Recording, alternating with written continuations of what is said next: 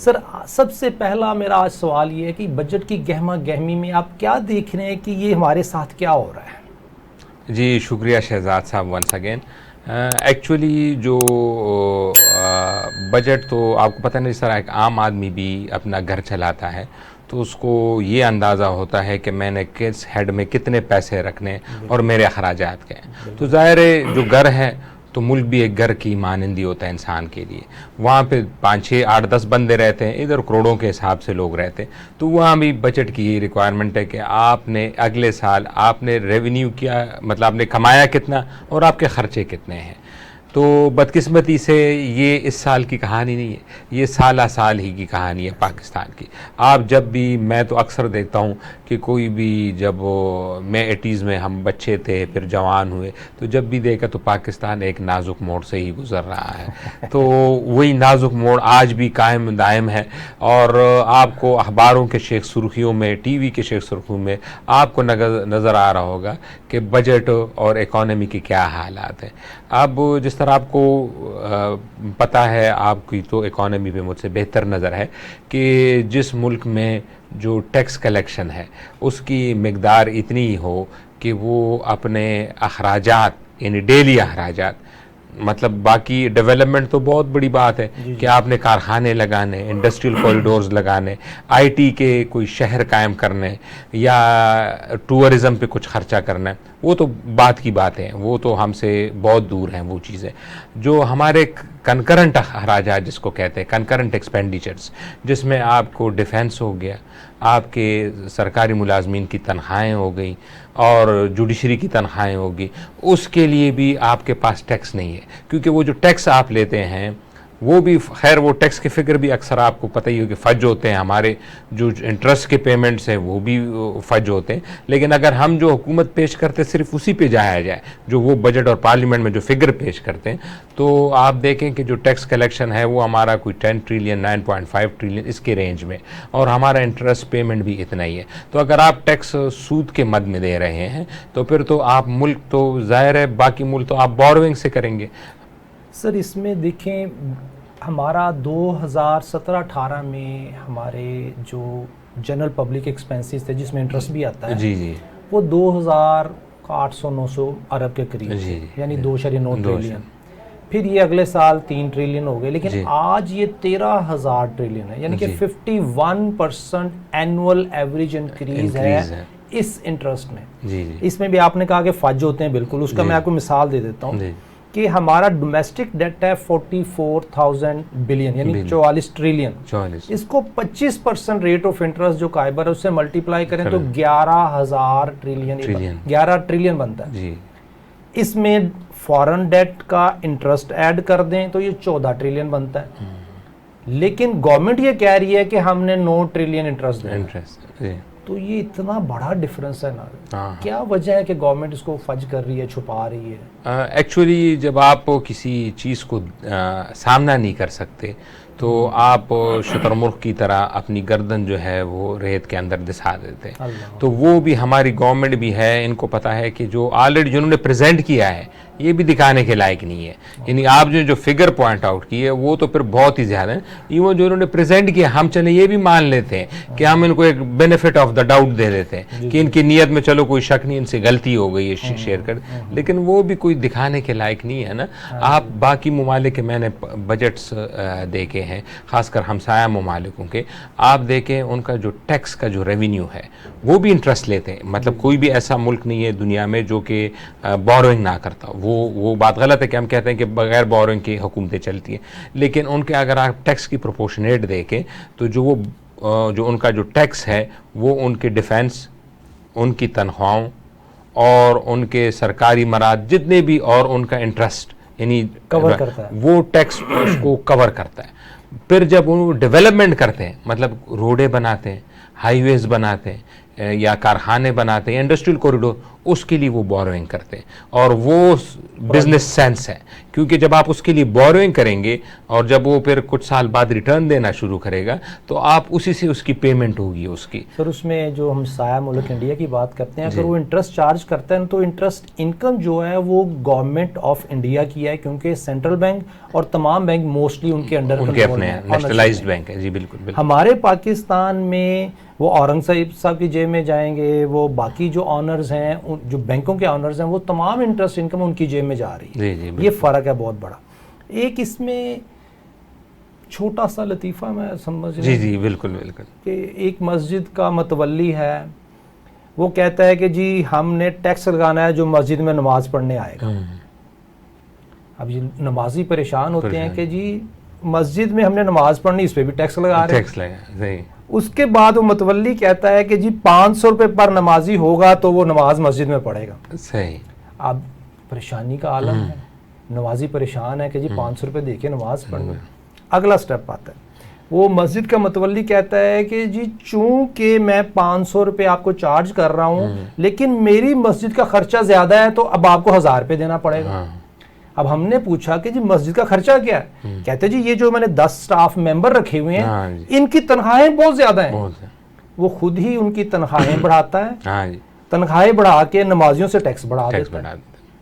اب ان سے اگر پوچھا جائے کہ آپ تنخواہیں زیادہ کیوں دے رہے ہیں, جی دیکھیں 5 وقت نمازیوں نے آنا ہے تو ہمیں تنخواہیں زیادہ دینی, اس لیے میں نے اس کو فکس پرسنٹیج کے ساتھ کمپیریزن کر دیا ہے کہ جب دل کرے گا پرسنٹیج میں بڑھا دوں گا تو ان کی تنخواہیں بڑھ جائیں گی, تو پھر آپ کا ٹیکس بڑھانا پڑے گا.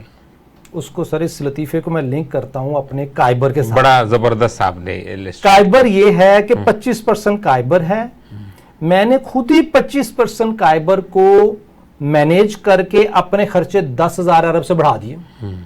ایسے ہی ٹھیک ہے نا. اگر آج میں کائبر 2% کر دوں تو میرے ایکسپینسز میں سے 10,000 ارب غائب ہو جائیں گے. ایسے ہی تو میرا بجٹ ٹھیک ہو جائے گا. صحیح, بالکل ایسے ہی. ایسے ہی مجھے اب یہ بتائیں, ہماری حکومت وقت کائبر 25% پہ 22% پہ 20% پہ رکھ کے اتنی خوش کیوں ہوتی ہے؟ بات آپ کی تو 100% صحیح ہے. اور دوسرا جو کائبر کا سب سے بڑا نقصان ہوتا ہے جو آپ نے پوائنٹ آؤٹ کیا یہ تو ہے ہی, لیکن دوسرا اس کا جو سائیڈ ایفیکٹ ہوتا ہے وہ یہ ہے کہ ایک تو آپ کا جو انٹرسٹ ہے جو انڈسٹری کو جاتا ہے وہ مہنگا ہو جاتا ہے, تو آپ کی پروڈکٹ یا ایکسپورٹ جو ہے وہ کمپٹیٹیو نہیں رہتی باقی ملکوں کی بنسبت. لیکن اس سے زیادہ جو اب نقصان ہو رہا ہے جو رپورٹڈلی ہے کہ جو سیٹ کے جو بینک کے مالکان ہیں وہ یہ اب یہ کہتے سننے کہ ہمیں تو پرائیویٹ سیکٹر کو لون دینے کی ضرورت ہی نہیں ہے, بینک تو میں ہی چلا رہا ہوں. میں ہی کا مطلب ہے باقی سٹاف نہیں چلا رہا ہے, بینک میں ہی چلا رہا ہوں, میں تو پیسہ گورنمنٹ کو دے رہا ہوں اور وہ رسک فری ہے. وہ تو دیکھیں نا, اگر اسٹیٹ بینک کو حکومت دیوالیہ بھی ہوتی ہے تو اسٹیٹ بینک چاپ کر کے نوٹ کر کے ان کو دے دے گا. سر مجھے یہ بتائیے کہ جو اس وقت ہماری بجٹ کے بعد ٹیکسز کی سچویشن ہے اور پریشر ہے سود کا اور آئی پی پیز کا اور پیٹرول کا ہر دوسرے تیسرے دن, اس سے مجھے تو یہ لگتا ہے کہ رولنگ ایلیٹ ایک ایسا شعبہ ہے, ایک ایسا سیگمنٹ ہے, ایک ایسا سیکٹر ہے جو کہ صرف 1% جو کارپوریٹ سیکٹر اس کے ساتھ اگر ملا لیں, ان لوگوں نے اپنے نیچے ملازم رکھے ہوئے جن کی سیلریز اچھی ہیں اور پریشر ہے پورے 24 کروڑ عوام پہ. اور دیکھیں میری سیلری آئی 35% ٹیکس کٹ گیا, اب میرے لیے انکم حلال ہونی چاہیے, میں کہیں بھی خرچ کروں, لیکن میں جب یہ سپینڈ کرتا ہوں تو ادھر بھی میں 20% سیل ٹیکس دے رہا ہوں, 10% انکم ٹیکس, یعنی کہ جو میں لے کے آیا اس پہ بھی ٹیکس دیا, جو میں خرچ کرنے پہ چلا گیا اس پہ بھی ٹیکس دیا. مجھے پتہ ہی نہیں میرا بجلی کا بل کتنا آنا ہے, مجھے پتہ نہیں پیٹرول کا بل کتنا دینا ہے, مجھے پتہ ہی نہیں میں نے گروسری کہاں سے کیسے خریدنی ہے, کیونکہ مجھے اس کے خرچ کا اندازہ نہیں. کاروباری آدمی کارپوریٹ سیکٹر کی بات کر لیں تو اس کے لیے کیا ہے, تمام خرچے ایگزیمپٹ ہیں. سیلریڈ پرسن یا عام پاکستانی جس نے کمانا ہے اس کے لیے کوئی ایگزیمپشن نہیں ہے. تو اس طرح تو ہماری غربت کی لکیر کے نیچے ہم 10 کروڑ ہیں آج, تو 3 سال بعد 15 کروڑ ہوں گے اور اس کے بعد ہم 20 کروڑ ہوں گے. یہ جو پولیٹیکل سائیکل چل رہا ہے اس میں آپ اس کو پولیٹیکل پارٹی کو ذمہ دار سمجھتے ہیں, سرکاری ملازم کو سمجھتے ہیں, یا آئی ایم ایف پالیسیز ہے؟ جی آپ نے بالکل صحیح کہا، اور اس میں سے ایکچولی جو پس رہا ہے وہ عام پاکستانی تنخواہ دار طبقہ ہے. آپ دیکھیں نا ریٹیلر جو ہے کتنا بڑا ظلم ہے اس ملک میں، کہ یہ تقریباً جو گورنمنٹ کا اپنا ڈیٹا ہے کوئی 35 سے 40 لاکھ ریٹیلر ہیں آپ کے سارے ملک میں، اور اس میں سے اورنگزیب صاحب کل بڑے فخر سے بیان کر رہے تھے کہ ہم نے ریٹیلر کا بڑا رجسٹریشن مکمل کر لی ہے، اب جو ہے 1 جولائی سے ٹیکس. جب انہوں نے تعداد بتائی تو انہوں نے کہا جی پہلے 25,000 تھے اب 30,000 ہو گئے. تو آپ نے 5,000 کا اضافہ، اور انہوں نے بڑی فخریہ انداز سے پیش کیا کہ ہم نے 5,000 زائد دکانداروں کو رجسٹر کیے 35 لاکھ میں سے، اور اس میں سے بڑے بڑے سٹور کتنے ہیں اور عام بیچارہ دکاندار کتنا ہے یہ الگ دیکھنے کی اس میں بات ہے. یہ بھی تو ہو سکتا ہے نا کہ زیادہ تر جو نیچے والا طبقہ ہے اور جو بڑا والا ریٹیلر ہے وہ رجسٹر ہی نہ ہو اصل. اور دوسرا جو آپ نے غربت کی ہے وہ آپ دیکھیں نا، جتنی آپ ریٹ بڑھا رہے ہیں، انفلیشن بڑھا رہے ہیں، تو غربت تو بڑھے گی. اس میں سے آپ دیکھیں نا کہ چائنا نے ایکسٹریم پاورٹی اور انڈیا دونوں نے ایکسٹریم پاورٹی جس کو کہتے ہیں وہ ختم کر دی ہے، اور ہماری پاورٹی لائن اب 40% پہ جا چکی ہے، ایکسٹریم کی طرف جا رہی ہے. ہاں اور وہ بھی بڑھ رہی ہے، اور 40% اوور آل پاورٹی، اور انہوں نے تو پاورٹی مکمل ختم کر دی ایکسٹریم، اور پاورٹی بھی وہاں پہ 2 سے 3% رہ گئی ہے. ہمارے ہاں دیکھیں وہ 40% پہ جا چکی ہے. اب یہ جب آپ کی، اور اب میں اس وقت دیکھ رہا تھا کسی سوشل میڈیا کے اکاؤنٹ پہ، تو ہمارے ایک بڑے مشہور ایکٹر رہے ہیں، ایک لاکھ ڈرامہ تھا اس میں بھی راشد محمود صاحب، ان کا وہ پھر مریم اورنگزیب صاحبہ کے پاس بھی کل ملنے گئے، لیکن انہوں نے ان کی بات ہی نہیں سنی. ان کا کوئی 35,000 کا بل آیا اور کہتے ہیں میرے پاس پیسے نہیں ہیں 35,000 بل کی پیمنٹ کے، کیونکہ میں ایک بیمار بندہ ہوں، میں نے صرف 1 ٹن کا اے سی چلایا ہے، 1 ٹن کا اے سی چلایا، اس کے باوجود مجھے 35,000 کا بل آیا. اس میں جو ایکچوئل چارجز انہوں نے بتائے وہ کوئی 10-11,000 روپے تھے، باقی سارے ٹیکسیشن تھے. تو یہ ہمارے قوم کا جو سرمایہ ہے جس کو ہم فخر سے بین الاقوامی اس میں پیش کرتے تھے کہ ہمارے ڈرامے تھے، پاکستان کی پہچان تھی، نظریہ پاکستان کا اساس تھے، ان کا آپ نے یہ حال کر دیا کہ اب ایک صوبائی وزیر ان کو سننے کو تیار نہیں ہے. سر پولیٹیکل پارٹیز کے جو ہیڈز ہیں وہ ہم پاکستانیوں کو سننے کے لیے تیار نہیں، لیکن IMF کو، ورلڈ بینک کو، لینڈنگ انسٹیٹیوشن کو سننے کے لیے بہت اچھے تیار ہیں. اب یہ دیکھیں نا، جو ہم IMF کے پاس کتنا ہمارا 3-4 سال کا پروگرام کا ہوتا ہے کوئی $6 بلین، یعنی میں نے ابھی تک 6 سے 5 ارب ڈالر زیادہ نہیں. جی اب کتنی شرم کی بات ہے کہ ایک 6 ارب ڈالر کے لیے آپ IMF کے سامنے ناک رگڑ رہے ہیں. 6 ارب ڈالر اگر آپ نیتیں صحیح ہوں اور آپ بین الاقوامی اسٹیبلشمنٹ کے ہاتھوں استعمال نہ ہو تو آپ ایک کالا باغ ڈیم بنائیں، ایک جو ہے ریکوڈک جو ہے اس کو اگر آپ پراپر یوٹیلائزیشن کر لیں تو کالا باغ ڈیم آپ کا جو 20 ارب ڈالر کا امپورٹ ہے وہ آپ کو 12 سے 11 ارب ڈالر پہ لا سکتے ہیں. ایک ڈسکشن انشاءاللہ ہم نیکسٹ پروگرام میں کریں گے کالا باغ ڈیم. ابھی آپ نے IMF کی بات کی کہ 6 بلین، یہ پروگرام عمران خان کے دور کی بات ہے. 2021 میں IMF نے عمران خان کے یہاں پہ رکھ کے انگوٹھا دے کے 2021 کا amendment act state bank of Pakistan approve کرایا، اس کے بعد $1 بلین دیا. اور عمران خان نے اس 3 مہینے میں اس کو اندازہ تھا کہ اس نے چلے جانا ہے مارچ میں 2022 میں. کیوں اس کو اندازہ تھا کہ اگر ڈیویلیوشن، کرنسی ڈیویلیوشن بہت زیادہ ہے تو اس کے نیگیٹو امپیکٹ اس پہ پڑیں گے. میرا ایک سوال کہ عمران خان صاحب نے IMF کے سامنے گھٹنے ٹیکے اور $1 بلین لیا، اور وہ جو امینڈمنٹ کی جس کے تحت اسٹیٹ بینک اٹانومس ہو گیا، گورنر آف اسٹیٹ بینک کے پاس تمام پاورز ہیں جو کسی طریقے سے رول آؤٹ نہیں ہو سکتی، اس کی ریسپانسبلٹیز ختم کر دیں. اور اس کے بعد عمران خان صاحب کی یہ حالت تھی کہ میئر کا الیکشن پشاور سے ان کا ریپرزینٹیٹیو ہار گیا. یعنی کہ پولیٹیکل سیاسی موت جس بندے کی ہو چکی تھی، اور اگر 2-4-6 ماہ اور رہ جاتا تو وہ تو سیاسی موت مر چکا تھا. بالکل ایسی انٹرنیشنل پاور نے بھی دیکھ لیا کہ یہ سیاسی موت مار رہا ہے، آرمی نے بھی دیکھ لیا یہ سیاسی موت مار رہا ہے، تو آرمی اس کو کیوں ہٹائے گی؟ اگر آرمی نے اس کو مارنا ہوتا تو آرمی اس کو ہٹاتی نا. آرمی نے اس کو بھی زندہ کیا، آرمی نے شہباز شریف صاحب کو بھی زندہ کیا، نواز شریف صاحب کو بھی زندہ کیا، زرداری کو بھی زندہ کیا، عوام کو موت دے دی. اچھا، یہ انٹرسٹنگ کوشچن ہے، اور یہ کافی لوگ اسی پہ ہی کہتے ہیں کہ بھئی ایک بندہ خود سیاست سے موت مر رہا ہے تو آپ نے ان کو دوبارہ کیوں سیاسی زندگی دی. لیکن اب پاکستان کے جو معروضیات، یہ آپ کی بات اور لوگوں کی بات صحیح ہے جہاں پہ پراپر ڈیموکریسی اور جمہوریت ہو، پاکستان کے معروضی حالت اس کے بالکل مختلف ہے. اگر وہ رہ جاتے اور وہ نئے چیف صاحب کی اپوائنٹمنٹ کرتے اور وہ چیف صاحب آتے جو کہ کابل گئے تھے اور جنہوں نے کپ اٹھایا تھا وہاں پہ طالبان کی فتح کو جشن منانے ہوتے، تو پھر اس اپوزیشن کا کوئی چانس نہیں تھا حکومت میں آنے کا. آپ نے دیکھا نا کہ یہ جب آئیں اور انہوں نے جو سخت اقدامات کیے، لوگ نالا ہو گئے، سارے چیئرمین پی ٹی آئی کے ساتھ کھڑے ہو گئے لوگ. لیکن جب الیکشن ہوا تو کون جیتا؟ یہی جیتے نا. یہی ہونا تھا عمران خان کے ساتھ. اگر ان کی پاپولرٹی نہ بھی ہوتی اور وہ چیف صاحب آتے جو کابل گئے تھے جنہوں نے کپ اٹھایا تھا، تو اور وہ 3 سال اور ایکسٹینشن لیتے 6 سال، تو ان کے تو 10 سال کا منصوبہ تھا. کیونکہ آپ کو پتہ ہے کہ جو ووٹ ڈالتے ہیں اور جو ان کو گنتے ہیں دونوں میں فرق ہے. تو جب تک گننے والے آپ کے ساتھ نہ ہوں تو ووٹ ڈالنے والوں کا کوئی وہ نہیں ہوتا، کوئی اس کی افادیت نہیں ہے، نہ اس کی کوئی اتنی کوئی وقت ہے. ہمارے جیسے ملکوں میں جہاں بھی آپ مصر بھی جائیں ادھر بھی یہی مسئلہ ہے. تو جہاں بھی ملکوں میں مسئلہ ہے، تو یہ تو انہوں نے جو، اگر میں کہوں کہ پی ڈی ایم نے نواز شریف اور انہوں نے ایک شروڈلی شطرنج کی کھیل کھیلی. لیکن جب انہوں نے پھر جب چین آف کمانڈ ہوا، اور جب چین آف کمانڈ ہوا تو عمران خان صاحب آؤٹ ہو گئے. اب دیکھیں نا، وہ آپ کو پتہ ہے ہمارے موروثی الاسس میں جب بھٹو صاحب کو پھانسی ہوئی تو بے نظیر صاحبہ کو بھی مذاکرات کر کے آنے پڑے. وہ اتنی پاپولرٹی کے باوجود، جب وہ 88 میں یہاں تھا ابو کے ساتھ، میں خیر اس وقت بہت بچہ تھا، تو مجھے یاد ہے کہ جب وہ لوگ ان کے جوگ در جوگ استقبال کرنے آئے تھے، تو اس کے باوجود بے نظیر کو ان سے ہاتھ ملانا پڑا.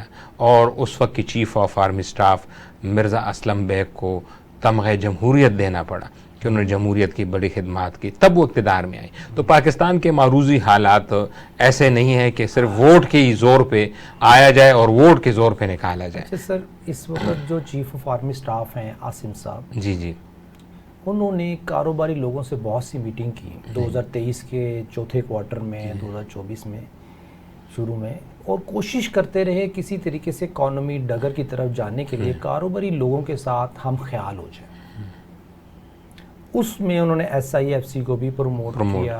کوشش کر رہے ہیں کہ ایس آئی ایف سی کامیاب بھی ہو جائے. کوشش ہے، سنسیئر ایفرٹس وہ نظر آ رہی. بالکل. کیا اگر کوئی ایسی سچویشن کریٹ کی جا سکتی ہے کہ آرمی چیف صاحب کو as N S I F C head اور پرائم منسٹر شہباز شریف صاحب کو as N S I F C head, دونوں ہیڈ، کہ کوئی پیغام دیا جا سکے کہ اس ملک میں جب تک پاکستانی بینیفیشری نہیں ہوں گے تب تک ٹیکس کلیکٹ کرنا جو ٹارگٹ ہے وہ ممکن نہیں. تو ان کے لیے کیا میسیج دینا چاہیں گے آپ؟ وہ ایس ایف سی تو بڑا ایک اچھا انیشیٹو ہے، اور اس میں جو آپ کو فی الحال لوگ کہہ رہے ہیں رپورٹڈلی کہ اتنے فروٹائل یا اتنے فروٹفل اب تک جو ایکسپیکٹیشن تھی اب تک نہیں ہو سکی. اس کی بنیادی وجہ بھی جو اورنگزیب صاحب ہے پرسوں انہوں نے ہائی لائٹ کی، انہوں نے خود مانا اس بات کو. انہوں نے کہا کہ جو ہمارے دوست ممالک کی انویسٹمنٹ آنی تھی، خاص کر سعودی عرب UAE، جو کہ سننے میں آ رہا تھا $50 بلین 70 بلین، جس میں تیل میں، ایگریکلچر میں، تو اس میں بھی ان کو یہی ایک چیز ہے کہ اگر آپ IMF کے پروگرام کو گو تھرو کر لیں تو ہم پھر تیار ہیں انویسٹمنٹ کے لیے. کیونکہ جب تک IMF آپ کو گو ہیڈ نہیں کرتا، یہ جو گلوبل سٹرکچر ایسا بنا ہوا ہے، تو کوئی بھی آپ پہ اعتبار نہیں کرتا کہ یہ میرے پیسے لوٹا دے گا کہ نہیں. تو یہ تو ان دونوں کا جو ہے وہ تو نتی ہے IMF کے پروگرام سے. جو چائنیز کا جو وہ ہے جو پیسے دینا ہے SIFC، جو اب وہ شہباز شریف صاحب بھی گئے تھے، چیف صاحب بھی ساتھ گئے تھے، وہاں پہ بڑی ڈسکشن ہوئی، یہ SFIC کے فورم کے تھرو گئے. تو انہوں نے بھی یہی کہا کہ آپ نا انٹرنل سیکیورٹی، لیکن میں اکثر کہتا ہوں کہ ہماری بھی قسمت کیا ہے. 1947 سے آج تک امریکہ ڈو مور کرتا رہا، اب چائنیز ڈو مور کہہ رہے ہیں. وہ کہہ رہے ہیں کہ اب ہمیں سیکیورٹی دیں، تو تب فردر جو سی پیک کا جو فیز 2 ہے وہ تب تک میٹیریلائز ہوگا. تو اب امید کرتے ہیں کہ SIFC کا فورم نہ صرف چلے بلکہ انٹرنل سیکیورٹی پہ بھی توجہ دی جائے. چیف صاحب اس کو خود لیڈ کریں اور سارے سٹیک ہولڈر کو آن بورڈ لے لیں. آپ کا مشورہ سر آنکھوں پہ آفریدی صاحب. بات یہ ہے کہ do more do more do more میں ہم اپنے بچے مارے جا رہے ہیں. وہ مسجد والا لطیفہ، تو وہ جو مسجد کا متولی ہے وہ کہتا ہے کہ نمازی آنے بند ہو جائیں. جی اللہ کی طرف جو آنے والے ہیں وہ یا ٹیکس دیں، یا اگر ان کے پاس پیسے نہ ہو تو مسجد نہ آ سکے. بالکل. ہمارے لیے اس وقت جینا، مسلمان جینا مشکل کر دیا. اب اس کا مطلب یہ ہوا اگر سعودیہ اور UAE والے دوستوں کا یہ میسج آ گیا ہے کہ IMF کی غلامی میں رہیں تو ہم دیکھیں گے ہم نے کیا کرنا ہے. دیا تو کچھ نہیں. اگر آپ دیکھیں جو 2-4 بلین ڈالر کیا ہے سعودی ارامکو کا صرف زکوٰۃ اگر وہ 2.5% نکالے نا تو 5-7 بلین ڈالر بن جاتی ہے آرام سے. جو ان کی فائنینشیل سٹیٹمنٹ سے دیکھیں تو وہ بھی 3 بلین ڈالر زیادہ ہی ہے. بالکل. تو جس ملک کے لیے اور جس سے ہم پیٹرول اتنا زیادہ خرید رہے ہیں اس میں اندر جو اتنا مارجن وہ لے کے جا رہے ہیں وہ بھی کم نہیں ہے.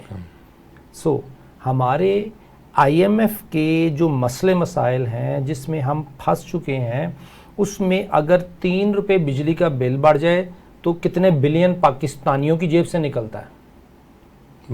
اگر IPP یونٹ کا ریٹ بڑھا دیا تو کتنے بلین ڈالر پاکستانیوں کی جیب سے نکلتا ہے. اس پہ کوئی اورنگزیب صاحب کا بیان نہیں ہے, شہباز شریف کا بیان نہیں ہے, منسٹری آف فائنانس کا بیان نہیں ہے. اس کی کیا وجہ ہے؟ اورنگزیب صاحب کا تو میں نے پریس کانفرنس جو کافی ڈیٹیل سے میں نے خود ہی میں نے کہا دیکھ لیں کیا کہہ رہے ہیں.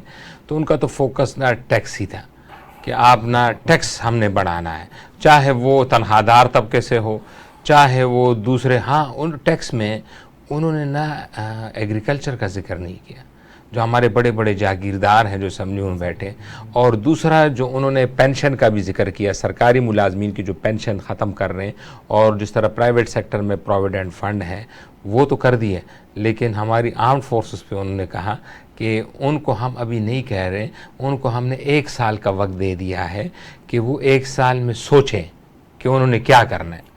1 سال کا وقت نہیں دیا ان کو کہ آپ ختم کریں, 1 سال کا وقت ان کو سوچنے کا دیا ہے کہ آپ سوچیں کہ آپ نے کس طرح لے کے چلیں. اور باقی جن پہ بس چلتا تھا جو عام سرکاری ملازمین ان کا انہوں نے کر دیا. سر یہ کچھ بھی اماؤنٹ نہیں ہے. اگر سرکاری ملازمین پہ ٹیکس لگا دیں, سیلری پہ ٹیکس لگا لیں, یہ 400 ارب سے زیادہ کی اماؤنٹ ہی نہیں بنتی. بالکل ایسے ہمیں تو 18,000 ارب کے خرچے پورے کرنے ہیں. بالکل 400 ارب کیا ہے؟ صرف یہ کہ پاکستانیوں کو دبانا ہے.